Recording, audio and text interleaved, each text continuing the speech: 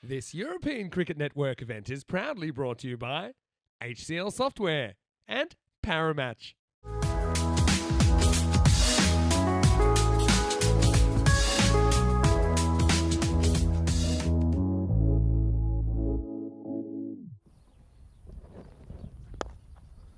Pushed out towards mid-wicket, and this has got enough to go for a four. It certainly does. 4 runs. Playing cricket in Joburg you play at a very structured high level of cricket, where when you come to Europe it's trying to get as many games in. Gets a little bit lucky there. Bottom edge goes away for a 4. Oh, he's dug this one out really well. That's going to be another boundary, so 3 boundaries to start off. Oh, great shot from Scott. This is once again smacked to his favorite part of the boundary through that extra cover boundary. 4 more runs. Now played beautifully off his pads. He can't bowl to him there. Punished by Isidore. And where is this one going to go? Straight to the fielder at long on. And Isidore once again plays a nice looking shot to get off the mark. And then he finds Sohail Ahmed out in the deep. The first wicket falls for the British forces. Oh, this is going to evade the fielder at mid-off. Goes away for 4 runs. Not the best bit of fielding. Oh, this is a beautiful shot by Scott Burdekin. He's one of the few batters who's able to hit 6s over the cover boundary. Great end to the over. Quinton de Kock, you could tell from, he just had natural talent. And when you ran up to bowl to him, you were lucky if you didn't have to fetch the ball from the car park. Up in the air. Does this have enough to go for a 6? It does. Just going to land into our commentary position, and that's going to be 6 more runs. Yeah, having a good time with Nish. There's Scott hitting one off of his pads. That's very impressive in this game. Qasim Mohammed coming into bowl this 4th over. This is struck out towards mid-wicket, and it's going to be another boundary. Matty Hone moves on to 14. Obviously, we know if he catches the ball or touches the ball in front of the stumps, that's a no ball. So maybe the umpire was just warning him to keep his gloves back. We'll discuss that more after this delivery. It's played out towards mid-wicket. Should be a 4. Really good stroke there by Matty Hone. We can see his front foot stays very closed when the ball comes straight. There he's done very well to get it open and obviously then take advantage of the shot. So I think that's something that he's improved a lot over the past day or 2. And this is a massive 6. And it's going to go the distance over long off. Chance for Scott to bring up yet another half century. Full toss. This one's heading straight into the commentary tent, and I'm glad you're here to take that one. You made it look so easy. And this one's going to be a top edge. It's going to be quite a chase for the fielder. Can he make it? No, he can't. I would say here's another one, 6. From growing up, and we mainly played a lot of longer format games. T20s came in later, from when I was in my mid-teens. This one is struck straight down the ground. Another good shot by Burdekin, and moves on to 71. You'll see the bowlers that get the wickets are usually very experienced. You normally don't have many inexperienced guys playing long format cricket. Tells the need for his side, and he just provides them that little bit of variation in their attack. And this is an absolutely gorgeous shot. It goes away for a 4. Comes down the wicket, and he hits that one away for a 4. Meets it on the half volley. Great use of the feet. You have to make sure you're getting enough fluid on board, and then just let that go through him for 4. A few games in Cyprus earlier in the year, they've learned from those T10 games, and now they're taking that experience into this tournament. This is not quite middle that one, but he's still going to get it away for 4. And Scott Burdekin makes his first ever 100 on the European Cricket Network. What a special moment for a special cricketer. He has been on absolute fire throughout this series.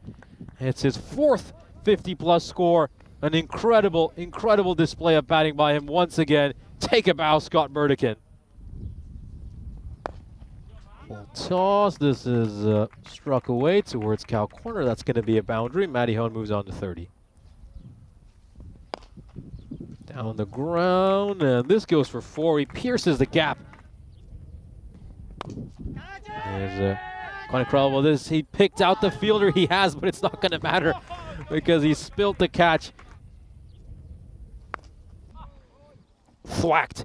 Absolutely thwacked. That ball's got wings on it, and it's going to land in the football pitch adjacent to our cricket ground. Oh, this is an incredible stroke, but actually looks like it's got more height than actual distance on it, and a catch is finally going to be taken. So they've put plenty down today, the Limassol Calunders, and that's going to be Qasim Mohammed who's going to take that catch. Of course, he's going to have a big role to play with the bat in hand in the second innings, and this incredible innings by Scott Burdikin comes to an end. Really, really well batted. Expect Windy will play a big role in that second innings with the ball in hand. Gregory gets well, that's easy pickings for Gregory, isn't it? That was a pretty gundy ball. I mean, so many bowlers in T10 cricket. See, right arm round. What do you make of this strategy as, of course, this innings comes to an end with a dot ball? So Parminder Singh in the end gives up 16 runs in that over going for 17.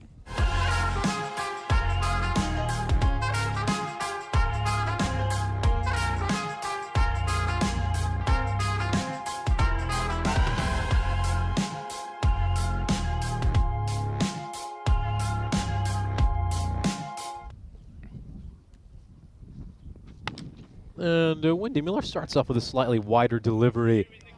He also limits the batsmen that they have to stay in their crease when they're batting. Oh, what a start from the BFC. Absolutely, he takes that catch. A huge wicket here for the British forces. As we mentioned, the British forces are looking to get that bonus point to grab one of the top 2 spots for just for that chance to bypass the knockout rounds. Forces the batters to stay back in the crease. He has a great shot. Great shot for 6. Good start from the batter there on his first delivery. And it also helps the bowler to be consistent with their length, forcing the batsman to play from the crease. Oh, it's gone up in the air. This could be a chance to get a second wicket. Are they going to go bang bang in the first over? No, he just never got himself into a great position. I think he just lost it a little bit in the sun. As we were talking about in the first innings, the strategy of the right-hander, another wicket for BFC. Swinging the ball back into the right-hander and taking away all their space, which makes it quite difficult to get the ball away. Yeah, you could probably see that here. It's not as much width as he was expecting, and he's not able to get this one away. He finds the fielder this time around. Gone up in the air, and it's going to go well clear of the rope for a 6. Patel clubs another one. Very impressive fielding by the BFC. All of those add up towards the end of an innings, and I think that will be a difference today. He also does a lot of work on running boat parties and splits, so Sam's getting himself around and playing a lot of entertaining T10 cricket. Let's see if he can get the ball to come back in. A bit too straight from Anthony there. And we have a run out. Great stuff from the field at mid-wicket. And wicket stumbling at regular intervals. Just strike this one out towards square leg. You can just see the left arm throw back to the non-striker's end. And Prashant Patel will have to depart. Another wicket falls for the Calunders. Because he's the batter that, oh my, what a catch. That might be one of the greatest catches you will ever see. Windy Miller has plucked an absolute blinder, and he points to the back of his shirt. Remember the name. The name's Windy Miller, number 7. He's taken an absolute humdinger of a catch one-handed. My word, this is the highlight of the series. Let's take another look at this one. He's going for the big shot. It's gone up in the air, and Windy Miller puts the dive in, plucks it out one-handed. And the British forces are going to remember this one for a long time to come. They're going to be playing this one at the clubhouse for weeks and weeks on end. Well, months on end, I should say. Oh, and this is gone. He's cleaned him up. Another wicket falls here. Just shaves the outside of the off stump. And Thornton gets rid of another player. The Calunders in all sorts of trouble. And it really looks like the British forces might go on to pick up this bonus point and seal a place in the top 2. Oh, it's gone up in the air.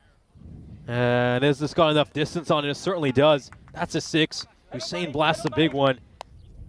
To bounce and go away from the right-hander. And when it doesn't, that's normally how it ends up. That ball was a little bit too short and the batsman took advantage. Yeah, just a bit of a half tracker, wasn't it? And it gets belted away. Over square leg, 4 or 6. Thornton gets punished over there.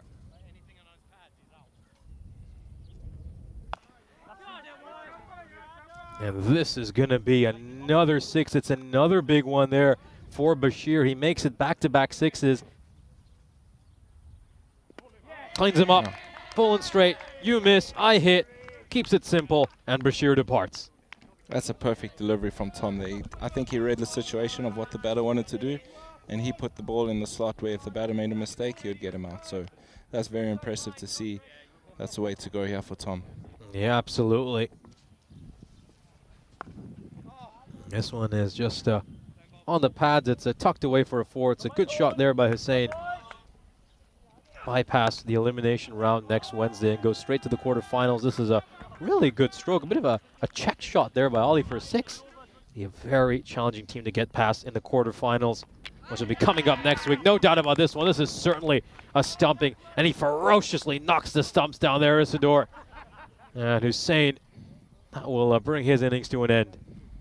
That's exactly what Isidore brings to the team. Oh, is there? Do they have a bit of a shout here? The third, the umpire says that we ought to have a look at this one. Take another look at this here. Well, ooh, you can just see he lifts his foot, and he might be in trouble here. He might be in serious trouble. Very impressive wicket keeping. That's 2 stumpings in the last over here. I think Isidore is showing his class, and I think this will be very useful for the BFC going forward in the tournaments. Who do you think would make the better T10 cricketer? Quinton de Kock or A.B. de Villiers? This one has gone up in the air, and it's taken in the deep. Really good catch there by Gareth Richardson. The 9th wicket falls for the Colunders, and the British forces of Cyprus can just soak this victory in. A huge victory for them. Get the bonus point, and now, well, they can feel pretty safe that they've secured one of the top 2 spots